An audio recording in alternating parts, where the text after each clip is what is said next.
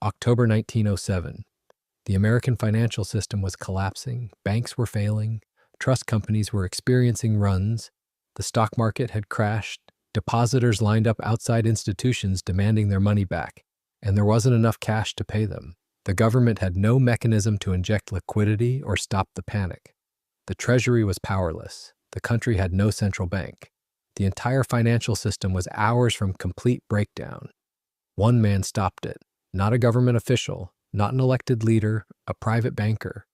J.P. Morgan gathered the most powerful financiers in New York into his library, locked the doors, and refused to let them leave until they agreed to pool their resources and save the failing institutions. He personally committed $25 million of his own money, roughly $800 million in today's terms. The panic stopped, the system stabilized, and Morgan became the most powerful man in America. But the crisis revealed something terrifying. The American financial system depended on the goodwill of one private individual. If Morgan had refused to intervene, or if he had been unable to marshal the necessary resources, the entire economy would have collapsed. This couldn't continue. The Panic of 1907 led directly to the creation of the Federal Reserve System in 1913, a central bank designed to prevent crises like this from depending on the intervention of private bankers. The irony is profound. A crisis stopped by private banker power convinced the country it needed a central bank to prevent future crises.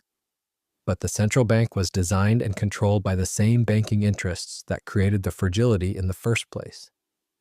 Morgan's intervention saved the system, and the bankers who designed the Federal Reserve ensured they would never lose control. The Panic of 1907 wasn't just a financial crisis, it was the event that created modern central banking in America. This is the story of how a banking panic triggered by speculation and over-leveraged trusts brought the American economy to the brink of collapse. How J.P. Morgan orchestrated a private rescue that prevented total breakdown. How the crisis exposed the structural fragility of a financial system without a lender of last resort. And how the bankers used the crisis to create a central bank that would preserve their power while appearing to serve the public interest. Understanding the Panic of 1907 matters because it established the template for how financial crises are managed in America. The pattern of private institutions taking excessive risk, experiencing a crisis, requiring rescue, and then using the crisis to expand their power.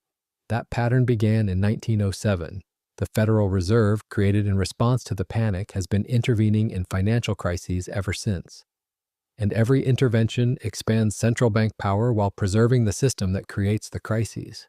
The American economy in 1907 was booming but fragile. The country had experienced rapid industrial expansion. Railroads connected the continent. Steel production was soaring. Electrification was spreading. Immigration was providing cheap labor. Corporate trusts were consolidating industries. Wealth was accumulating at unprecedented rates. But the financial system supporting this growth was unstable. The United States had no central bank. The country had tried twice. The first bank of the United States chartered in 1791, and the second bank chartered in 1816. Both were controversial and eventually shut down due to political opposition from those who feared concentrated financial power. By 1907, America had been without a central bank for over 70 years. This meant there was no lender of last resort, no institution that could inject liquidity into the banking system during a crisis. Instead, the financial system relied on a network of private banks and trust companies. Banks were regulated and required to hold reserves. Trust companies were less regulated and could operate with lower reserve requirements. This made trusts attractive for depositors seeking higher returns and for institutions seeking higher leverage.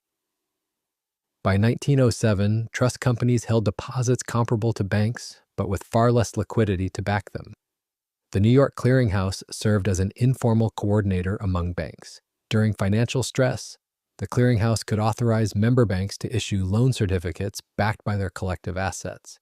This provided temporary liquidity, but it only worked if banks cooperated and if the crisis wasn't too severe.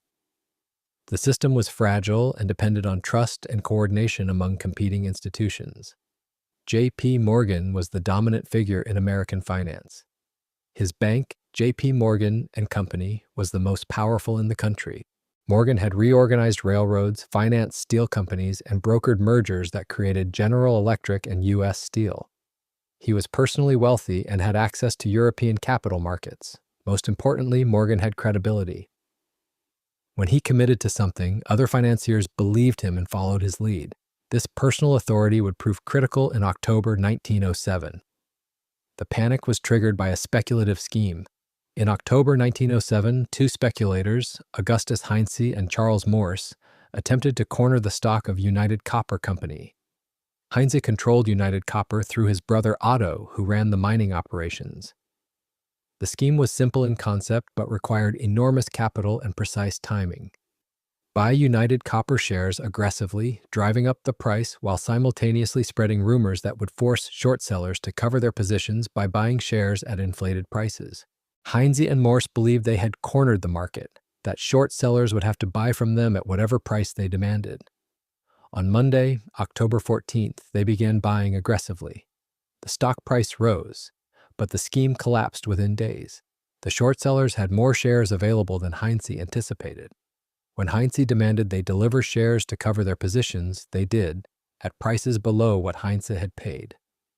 United Copper stock went from $60 to $10 in a single day. Heinze and Morse were ruined financially. The failure had wider consequences because both men were connected to multiple banks and trust companies. Heinze was president of the Mercantile National Bank. Morse controlled the Bank of North America and had ties to several trust companies. When their copper scheme collapsed, depositors and counterparties began questioning the solvency of all institutions associated with them. The initial panic was contained. The clearinghouse forced Heinze to resign from Mercantile National and arranged for stronger banks to absorb the troubled institutions. But the Knickerbocker Trust Company was one of New York's largest trusts, and its president, Charles Barney, was associated with Morse.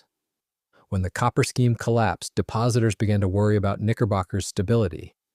On October 21, 1907, the trust announced Barney's resignation, hoping to restore confidence. It had the opposite effect.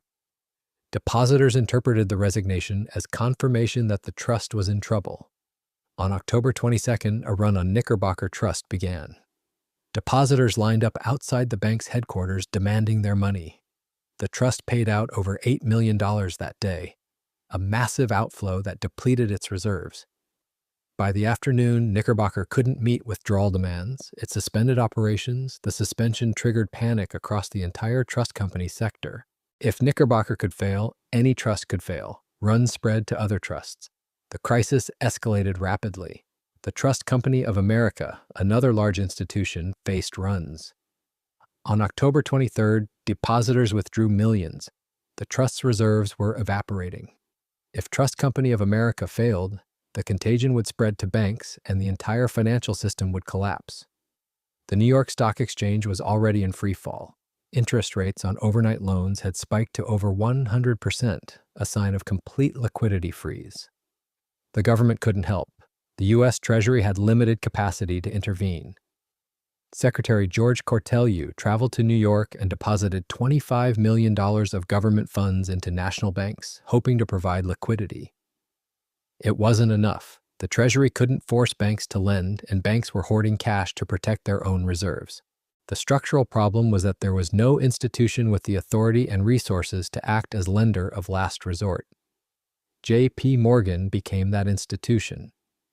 On the evening of October the 23rd, Morgan convened a meeting at his library on Madison Avenue. He gathered the presidents of New York's major banks and trust companies. The situation was explained.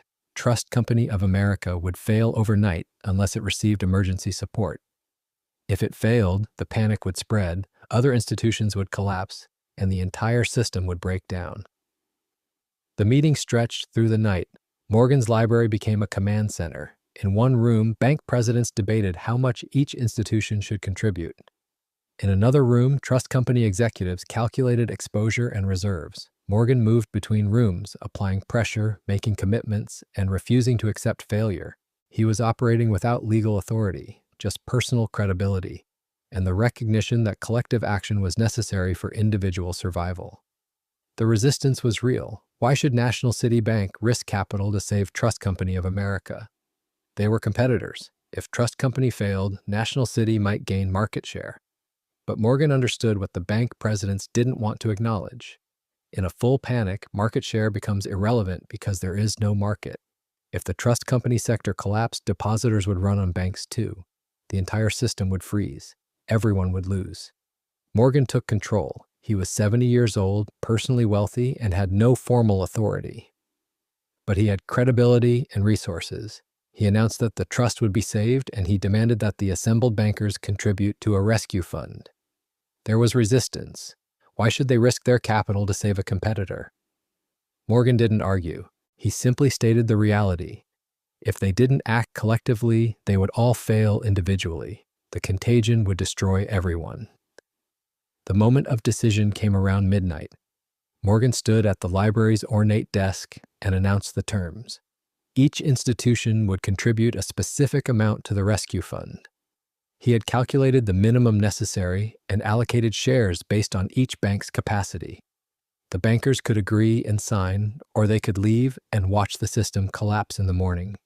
Morgan reportedly locked the library doors, literally preventing anyone from leaving until they agreed. The bankers agreed. A pool of funds was assembled.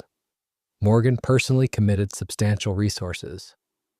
The Trust Company of America received emergency liquidity and survived the night. But the crisis wasn't over. Runs continued on other trusts. The stock market remained frozen because brokers couldn't get the loans they needed to settle trades. Without functioning capital markets, the panic would continue. Morgan orchestrated multiple interventions. He arranged for the New York Clearinghouse to issue loan certificates, providing liquidity to member banks. He convinced John D. Rockefeller to deposit millions in struggling institutions to shore up confidence. He coordinated with Cortelyou to ensure Treasury deposits were deployed strategically. And when the New York Stock Exchange faced closure due to lack of liquidity, Morgan raised $25 million in minutes from assembled bankers to keep the exchange open. The intervention on November 2nd was particularly dramatic. The brokerage firm Moore & Schley was failing due to exposure to Tennessee Coal and Iron Company stock. If Moore & Schley collapsed, it would trigger another wave of panic. Morgan proposed a solution. U.S. Steel, which he controlled, would purchase Tennessee Coal and Iron, absorbing the troubled assets and preventing Moore & Schley's failure. But U.S. Steel was already dominant in the steel industry. Acquiring another major producer could violate antitrust laws. Morgan sent representatives to Washington to meet with President Theodore Roosevelt. They explained the situation. A major brokerage was failing, and the only way to prevent wider collapse was for U.S. Steel to acquire Tennessee Coal and Iron. Would the Roosevelt administration agree not to prosecute this as an antitrust violation? Roosevelt, facing the choice between enforcing antitrust laws and preventing financial collapse, chose to allow the acquisition. U.S. Steel bought Tennessee Coal and Iron. Moore & Schley survived. The panic subsided. By mid-November, the immediate crisis was over. Morgan had orchestrated a private rescue of the American financial system. He had committed his own capital, convinced other bankers to cooperate, coordinated with the government, and even expanded his own business empire in the process. The intervention worked. The panic stopped. But the experience revealed profound structural problems. The panic of 1907 exposed the fragility of a financial system without a central bank. The country had relied on the goodwill and resources of a single private banker to prevent total collapse. Morgan had succeeded, but he was 70 years old. What would happen next time if Morgan was unavailable, unwilling, or unable to intervene?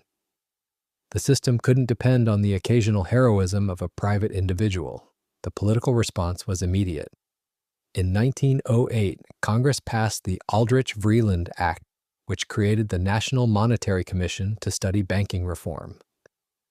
The commission was chaired by Senator Nelson Aldrich, who was closely connected to the banking industry and had family ties to the Rockefellers. The commission's mandate was to design a central banking system for the United States. The commission studied European central banks, the Bank of England, the Bank of France, the Reichsbank. They examined how these institutions managed currency, provided liquidity, and acted as lenders of last resort. The goal was to create an American equivalent that could prevent future panics like 1907, but the design had to navigate political opposition to concentrated financial power and regional tensions between New York and the rest of the country. In November 1910, a secret meeting took place on Jekyll Island, Georgia. Nelson Aldrich, along with representatives from the largest banks, including J.P. Morgan's firm, gathered to draft the blueprint for the Federal Reserve System. The meeting was secret because public knowledge of bankers designing the central bank would have triggered political opposition.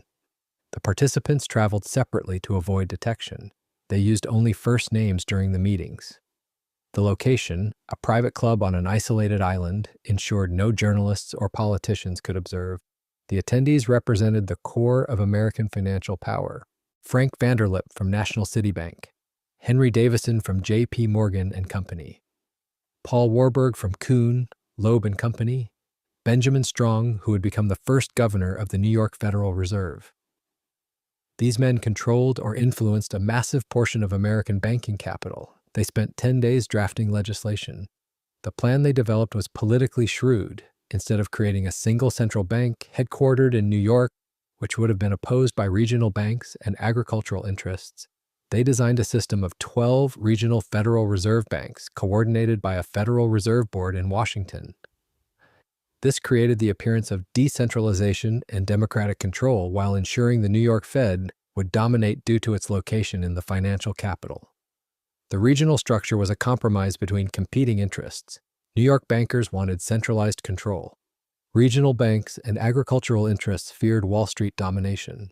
The solution was a federal system where regional banks had some autonomy, but ultimate authority rested with the board in Washington, which would be influenced by the financial industry through various mechanisms, including the selection of regional bank presidents. The plan also addressed the political opposition to private control. The Federal Reserve Board would include government appointees, creating the appearance of public oversight. But the regional Federal Reserve banks would be owned by member banks, meaning the banking industry would own the institution designed to regulate it. This structure ensured that the Fed would always balance public responsibility with banking industry interests, typically favoring the latter. The Federal Reserve Act was passed in 1913, 6 years after the Panic of 1907. The act created a central bank with the authority to issue currency, regulate banks, and serve as lender of last resort. The system was designed to prevent future panics by providing an elastic currency supply and emergency liquidity. In theory, the Fed would stabilize the financial system and prevent crises like 1907 from recurring. But the Federal Reserve's design reflected the interests of those who created it. The major banks had significant influence over the regional Federal Reserve banks. The New York Fed, in particular, became the most powerful because it operated in the financial capital and conducted open market operations. The bankers who had orchestrated the private rescue in 1907 now had a public institution that would provide the same stabilization function, but with the backing of government authority and taxpayer resources. When the London gold pool closed in March 1968, there was no warning. Investors woke up and the market was locked. No gold available, no conversion. Done. We created the 7-stage collapse survival guide so you never get trapped when the window closes. It shows you exactly when to move your wealth into assets that survive collapse. Before banks freeze, before governments confiscate, before inflation devours your savings. While you can still act. The legacy of the Panic of 1907 extends far beyond the Federal Reserve's creation. The panic established the pattern of privatized profits and socialized losses that defines modern finance. Banks and trusts took excessive risks during the boom. When the risks materialized and institutions failed, private bankers like Morgan orchestrated rescues. But those rescues served their interests. Morgan expanded U.S. Steel's dominance while rescuing the system. The Federal Reserve institutionalized this pattern. The Fed's interventions during subsequent crises, the Great Depression, the 2008 financial crisis, the 2020 pandemic, all followed the template established in 1907. Private institutions take risks. When crises occur, the central bank intervenes to prevent collapse.